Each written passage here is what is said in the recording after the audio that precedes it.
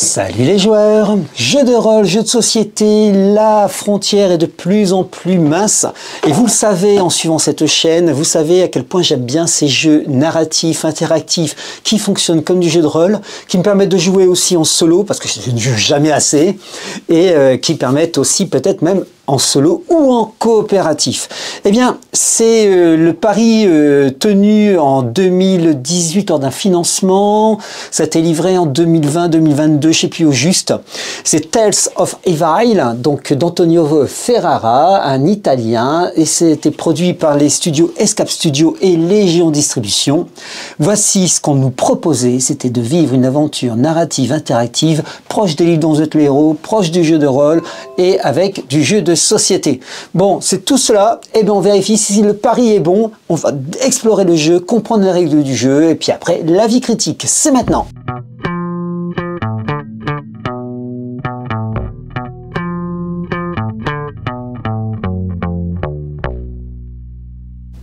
Et bien maintenant, regardons l'intérieur de cette boîte et le matériel disposé ici.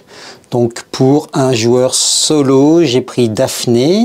Daphné ici. On va d'abord regarder sa fiche et puis se rendre compte que Daphné a 2 en cœur, 4 en cerveau et 4 en frayeur. Je vais donc placer les pions cœur, cerveau et frayeur. Je m'aperçois que mes petites batteries qui me permettent de faire des choses supplémentaires sont placées ici. Nous avons aussi des boucliers, des armes, de l'équipement, voilà, bref, tout ce qu'il faut. Petite notice sur le jeu, je vais perdre progressivement soit des cœurs, soit des cerveaux. Lorsque je n'ai plus l'un ni l'autre, je vais perdre des points de frayeur. Lorsque je n'ai plus de points de frayeur, hop, je change de carte, je remets à niveau, j'ai des caractéristiques avec des dés qui sont différentes, et puis notre petite Daphné va pouvoir progresser tout doucement. Elle va de moins en moins bien, et de moins en moins bien. Ce jeu se joue avec des tirages de dés, voilà, je vais avoir des possibilités d'utiliser des entorches, des réussites, bref, autant de choses différentes. Ces dés sont phosphorescents, vous allez jouer ce jeu dans une semi-obscurité. Ce jeu, donc, c'est un jeu d'exploration. Voici une première tuile. Première tuile, donc j'ai un numéro, ici numéro 1 à l'envers. J'ai des portes, des lieux situés ici, et avec des petits numéros, je dirais des endroits particuliers à regarder. Voilà. Et les figurines sont présentes. Alors, oh, ça il pourrait faire peur, mais vous avez les figurines de nos héros, en sachant que tous les héros ne sont pas forcément à prendre au premier jet. Il y en a certains qui apparaîtront plus tard, mais ça, c'est une autre histoire. Je ne sais pas pourquoi, nous avons aussi la possibilité d'avoir des figurines en carton de nos héros. Voilà, alors je ne sais pas pourquoi, ça j'ai pas tout compris. Nous avons un talkie-walkie qui nous permet d'être à la fois le narrateur et à la fois le joueur qui va prendre les bonnes décisions. Cela passe à notre joueur de gauche au fur et à mesure qu'il y a des actions, qu'on change on change de lieu. Des lieux justement, eh bien, nous avons plein de tuiles absolument sublimes. Donc là vous en avez vu une, elle est recto verso, c'est-à-dire qu'il y a d'autres choses au dos. Eh bien c'est la même chose ici, voilà, des tuiles qui font penser un petit peu à celle de Zombicide quelque part, je ne sais pas pourquoi je pense à ça. Voilà, nous avons ici donc des tuiles recto verso et vous avez autant d'histoires, autant d'aventures pour former ce manoir, ces manoirs devrais-je presque dire. Bon, reprenons et regardons ensemble, parce qu'il y a un petit code sur les... Alors, je range les tuiles. Donc, il y en a 8, si je ne me trompe pas. Ça fait 16 lieux différents, 16 endroits particuliers. Avant tout, il y a un petit compteur donc d'effroi, de peur, etc. Lorsque vous arrivez au vélo, eh ben, c'est fini, vous avez raté votre chapitre. Et vous serez bon pour recommencer. Des personnages, j'ai pris Daphné, nous avons le choix entre plein d'autres personnages. D'un côté, nous avons leur descriptif de la petite fille qui est Flo Spencer. Et au dos, ses caractéristiques, enfin plutôt sa fiche de personnage vierge. Bon, nous avons d'autres personnages, nous avons donc une combattante, nous avons aussi un combattant très malin et très rapide, Mike McCready. Nous avons Peter Spencer, le cerveau de Pizza et Investigation, le petit groupe de jeunes de ces années 80 que vous incarnez. Et vous avez Ray Spencer, le dur à cuire. Nous avons Tommy Jarvis, c'est celui qui crée aussi deux, trois petites choses. C'est le plus jeune et il cherche toujours l'approbation de tous. Bref, il y a du courage, mais il est un peu particulier. C'est chouette. Pour accompagner ces fiches, nous avons donc... Moi, j'ai pris Daphné. Pourquoi j'ai pris Daphné? C'est vrai. J'ai pris Daphné pour accompagner ces fiches parce qu'elle a déjà trois... Bon, voilà, ces trois cartes qui sont des cartes propres à son personnage. Et puis, elle, c'est une magicienne. Nous avons donc des cartes rituelles que nous allons utiliser sur les différents niveaux. Donc, niveau 1, donc plus 1. Niveau 2, on a autre chose. Et puis, si on a une arme de niveau 3, on pourra même aller sur des rituels plus importants. Voilà, rituel de résolution niveau 3. Donc vous le voyez, il y a vraiment des possibilités pour Daphné.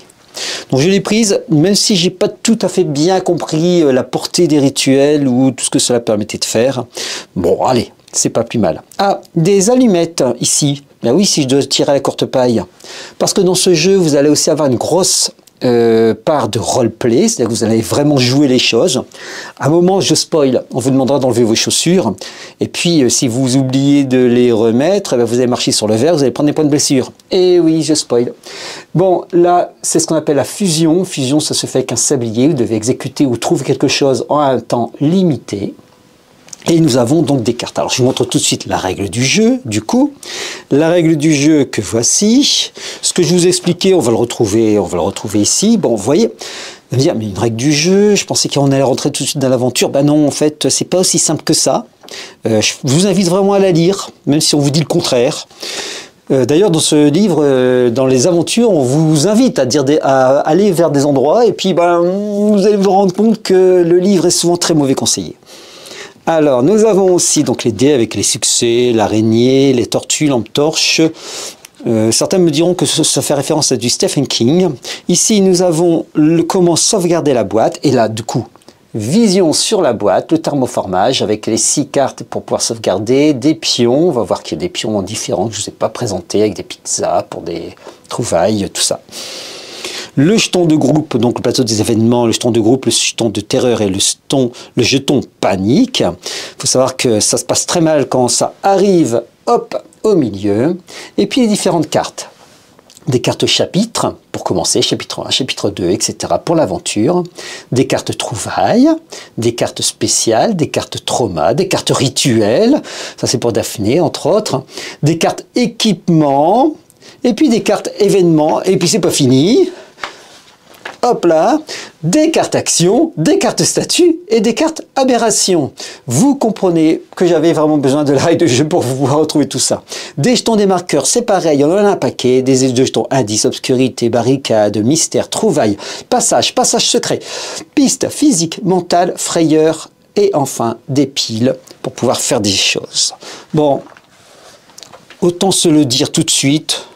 Ce jeu se veut simple, eh ben, c'est pas tout à fait ça. Il y a beaucoup de choses à prendre en compte, même si la prise en main avec un tutoriel est valable. Alors, reprenons donc le livre principal, le livre de scénario, l'énigme de la marionnettiste diabolique. Avant et tout de suite montrer peut-être, il y a fourni avec ce jeu une très belle affiche, très grande, qui reprend la page de garde. Alors voilà, on va essayer de la déplier correctement, ou presque. Très grande affiche, quasiment une affiche de film, mais pourquoi? Voilà, la première question c'est pourquoi. Bon, l'énigme de la marionnettiste, eh bien on commence par un prologue. Salut, je m'appelle Peter. Dans mon journal, vous avez retrouvé l'aventure. C'est quelqu'un à notre époque qui se souvient de ces années 80 et qui raconte que ce qu'il a vécu. Il y a un QR code. Hop, on va cacher maintenant. Parce que vous aurez compris qu'il y a un site internet à visiter. Le QR code, c'est simplement des musiques d'ambiance et 2-3 petites choses. Bon, bref, pas grand chose. Mais ce qui va nous intéresser, c'est qu'il y a, alors là, je risque rien. Hop, il y a ah là là, décidément, il y a des chiffres qui nous permettent d'aller vers d'autres chiffres. Et regardons le numéro 13, rendez-vous au 106.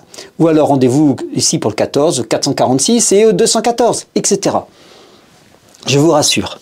Nous avons cette aventure. Cette aventure, il y a d'abord un tutoriel. Quand vous commencez le numéro 1, et c'est pour ça que le QR code, je pouvais vous le montrer, nous avons le prologue, on commence par le tutoriel, rendez-vous au 10, et on démarre l'aventure, entrez dans la maison. Et nous étions en face de la vieille maison de Nailbot Street. Nailbot, tiens donc Stephen King, et quelque chose nous poussait à y entrer. Ne me demandez pas comment nous en sommes arrivés là, etc. etc. Et bien ça, c'est le tutoriel. Ça démarre, vous allez vivre 2-3 plateaux, je crois que c'est 2 plateaux, et vous allez arriver sur un tutoriel, et puis hop, fin de l'histoire, ok, maintenant vous savez à peu près jouer. Ah bah ouf, heureusement, merci. Et on démarre par un nouveau chapitre, chapitre 1. Voilà, pour commencer cette partie, rendez-vous au 40 de l'énigme de la marionnettiste diabolique, mission presque accomplie. Si vous terminez, bah oui, en fait, on sait qu'on a gagné si on a presque terminé, qu'on a trouvé quelque chose. Et sinon, voilà, on peut aller au chapitre 2, bref. Je ne vais pas raconter l'histoire, je ne vais pas la spoiler, c'est pas la peine. Sachez qu'il faut faire de cette manière, c'est-à-dire que ne vous faites pas avoir. Vous commencez bien par le numéro 1 de ce livre pour vivre l'aventure, le tutoriel. Et ça sera une très bonne chose. Le jeu est accompagné d'un autre livre, plus fin. Nous avons L'enfant disparu et autre histoire. 1, 2, 3. 3 belles histoires. Celle-là m'amuse beaucoup. Il s'agit du mystère du pianiste fantôme. Voilà. Et donc, en fait, 3, mais c'est plutôt 5. Nouvelle aventure de Pizza Investigation. Nous avons donc le mystère de l'enfant disparu, chapitre 1, 2 et 3. Le mystère du pianiste fantôme et le mystère de l'éboueur fantôme. Donc, vous aurez compris, 3 aventures, mais 5 enquêtes, puisqu'il y en a une qui en comporte 3. Voilà, ça c'est dit aussi. Et toujours le même principe hein, de livre dont vous êtes le héros, donc de livre à entrer. Eh bien, tout ne serait pas complet si je vous ai pas tout dit. Lorsque vous tirez certaines cartes, et voici donc les différentes cartes avec des objets à prendre, voilà. Donc des petites cartes avec d'autres équipements, des cartes pizza pour avoir des choses, quelque chose d'utile, piocher une carte événement, bref, des rebondissements. Mais justement, piocher une carte événement, les voici nos cartes événements. Et vous allez retrouver des choses particulières, des salles de bain hantées, des monstres, des événements, des nourritures avariées qui vous font gagner ou perdre. Et à chaque fois, une carte événement, c'est l'aventure dans l'aventure. Vous allez avoir un livre d'événements, donc dernier livret, dans lequel vous allez avoir la référence de votre carte et vous allez retrouver certainement des événements particuliers, des moments particuliers. Voilà, il y en a beaucoup et ça complète véritablement le jeu. C'est la petite surprise qui fait qu'une aventure n'est pas tout à fait exactement la même. Bon, je pense que je vous ai à peu près tout dit sur ce jeu. Vous voyez, c'est dense, il y a beaucoup de choses. Et donc, un jeu clé en main, facile à prendre en main, c'est pas tout à fait vrai. C'est pas tout à fait vrai, il faut un petit moment, même s'il est splendide. Et puis les figurines, même si elles sont un peu simples, méritent d'être peintes et ça sera fait bientôt. Petit plaisir. Bon, on se retrouve pour la critique complète, c'est maintenant. Vous savez à peu près tout et qu'est-ce que l'on peut penser de ce jeu? Vous l'aurez compris ou pas, il n'est pas si évident à prendre en main.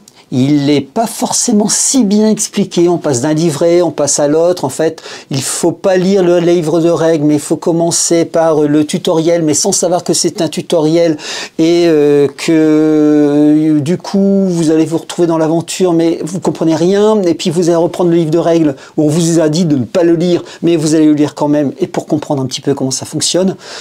C'est pas forcément une prise en main aussi simple et c'est dommage en fait de ne pas avoir été aussi franc en fait avec les joueurs en disant voilà, c'est comme ça que ça va se dérouler. Vous lisez ça, il y a beaucoup de cartes, vous y attendez-vous, c'est pas une prise en main facile, c'est bien pour des... Alors quel âge d'ailleurs? Ah bah oui, 14 ans et plus, donc forcément, logique. C'est de 1 à 6 joueurs, 60 minutes par chapitre. Vous allez en jouer, grosso modo, il y a à peu près pour 3 heures. 3 heures, 4 heures de jeu, je pense, pour finir la première aventure. Puis le livret, on va rajouter, voilà, en tout, il y a pour 6 heures de jeu, ce qui est pas mal. Ce qui est pas mal, c'est, en étant très dense, c'est plutôt un jeu intéressant. Compliqué, intéressant. Attention, le livre va vous demander de faire des choses. Mais moi, je vous conseillerais d'aller vers cette direction. Ben non, pas forcément en fait. Non, non, oubliez les conseils du livre. Conseils du livret, c'est pas forcément les meilleurs conseils. Livre dont vous êtes le héros, parce que bah, forcément, il y a différentes entrées, etc. Donc là, ouais, on se marre bien. Un livre interactif, puisque vous allez scanner des QR codes et découvrir des choses, des musiques, de l'ambiance, voilà, vous inscrire sur un groupe aussi avec le site, un groupe de pizza et investigation. Bon, voilà, c'est ok, c'est fun. Mais il n'y a pas que ça en fait, il y a aussi l'ambiance. Vous allez avoir une ambiance un peu autour de la table, un peu sombre. Heureusement, les dés sont phosphorescents. Vous allez roleplayer, vous allez vous lever, vous allez crier tous ensemble, vous allez crier la pizza d'investigation, vous allez fusionner, parce qu'il y a forcément ce disque, ce petit sablier de fusion, et vous allez aussi, je dirais, pas seulement que vivre autour de la table, vous pouvez aussi vivre en solo. L'aventure solo, c'est le plus simple, c'est incarner plusieurs joueurs. Bon, ok, pas top en fait. Tout est dit.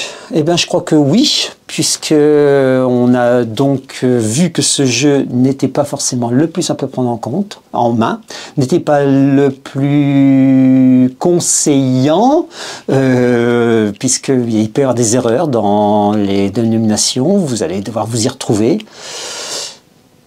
Grosso modo, les règles, si vous les trouvez un peu compliquées, simplifiez-les. J'aime bien le système avec les cœurs, le cerveau, l'effroi, puis hop, on bascule d'un niveau et on rebascule d'un niveau jusqu'à rater, jusqu'à la fin totale. Vous-même, vous allez avoir du malaise. Est-ce que c'est pour autant du Cthulhu, etc. Non, pas du tout. On va s'éloigner de tout ça, on est bien dans les années 80, et c'est plus une horreur des années 80. Voilà pour l'ambiance. Eh bien, je pense avoir fait tous les points de la critique et il est temps de se dire au revoir et à se voir bientôt. Allez, salut les joueurs!